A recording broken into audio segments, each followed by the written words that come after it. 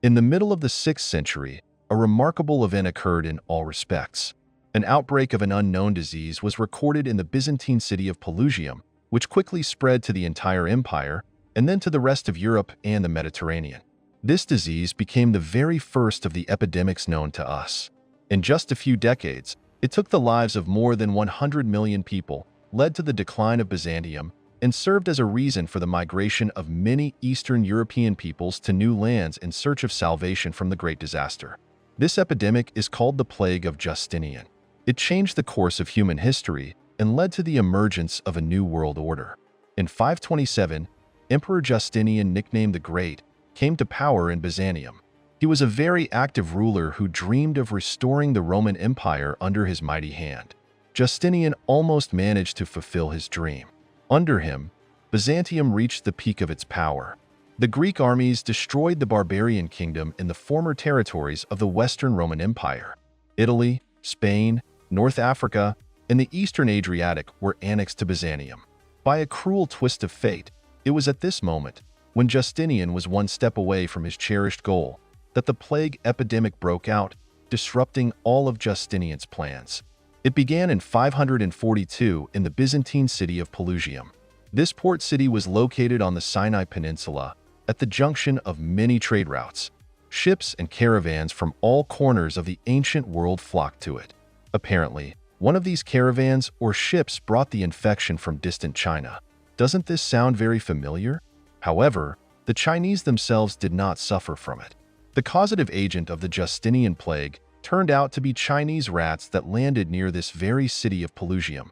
The city was connected by constant transport links with almost all the ports of the Mediterranean Sea. Therefore, in a short time, the new infection went beyond Pelusium and even beyond the borders of Byzantium itself. But we, of course, are primarily interested in the consequences of this plague within Byzantium, how it affected the policy of Emperor Justinian, after whom the plague got its name. The unexpected disaster caught the bulk of the Byzantine troops in Italy, where they were quite successfully pushing back the Ostrogoth barbarians and had occupied all the major cities of Italy by that time, including the Eternal City of Rome. It can be said that Italy was already de facto part of Byzantium, and the task of the army was to eradicate the remaining pockets of Ostrogoth resistance, which increasingly began to take on the character of guerrilla warfare. However, the large concentration of Byzantine soldiers, the lack of basic hygiene, and poor supplies turned out to be fertile ground for fatal consequences. The plague easily penetrated the army's location and mowed down soldiers by the thousands. For the barbarian Ostrogoths, who were more scattered across the expanses of Italy, this plague was not so dangerous, and therefore many of them considered the epidemic to be divine help and with renewed vigor attacked the Byzantines, who began to gradually surrender the positions they had just occupied. The situation was also taken advantage of by the Lombards, another barbarian people, who attacked the Byzantines from the north, thereby taking control of all of northern Italy. As a result, the Byzantine army, exhausted by diseases and attacked from all sides, was forced to retreat from Italy towards its native Greece. By that time, the plague had managed to reach Carthage and Spain, where the Byzantines had also succeeded in the war with the Vandals and Visigoths. However, the situation was repeated everywhere with frightening accuracy. Byzantine soldiers died in mass from an unknown disease, and their recently defeated opponents, watching this terrible spectacle, were inspired and gathered new strength to push back the invaders.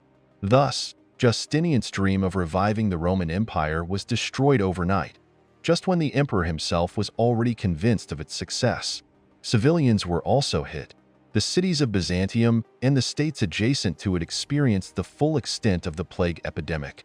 Rats, which were the main carriers of the infection, most often settled in places of agricultural activity, especially in grain storage facilities. This ruined the harvest and caused mass starvation. The cities stood half empty, death hung over every house. With a slight delay, the plague reached the borders of Eastern Europe, where the Slavic tribes and Avar nomads lived. The Slavs and Avars, fleeing from starvation, rushed to the fertile south, where the Byzantine lands were located. Justinian's armies were busy with military campaigns against the barbarians at that time, and therefore the borders of Byzantium were defenseless in the face of a new threat. The Slavic tribes calmly reached Greece itself and many of them settled in new places, which in the future would lead to the formation of the Balkan Slavs.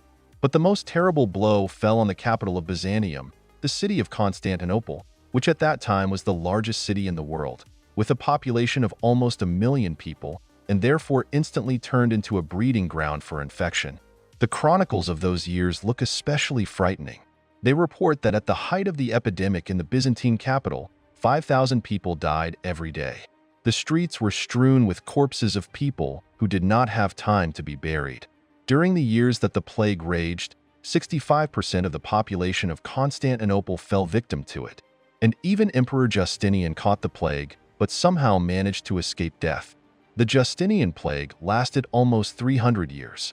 More than 100 million people became its victims. In Byzantium, it ended rather quickly, not lasting a century. However, it gradually covered more and more new regions, even reaching Britain and Scandinavia. Everywhere it brought death and famine. The Roman Empire was never restored, and part of its former lands went to various tribes, including the Slavs. But Justinian himself went down in world history as a great ruler who was simply unlucky enough to witness the first epidemic in the history of our civilization. Thanks to everyone who watched this video to the end. To find out about the latest releases, you just need to subscribe to the channel and click on the bell. Also, leave your thoughts in the comments and give it a thumbs up. See you soon.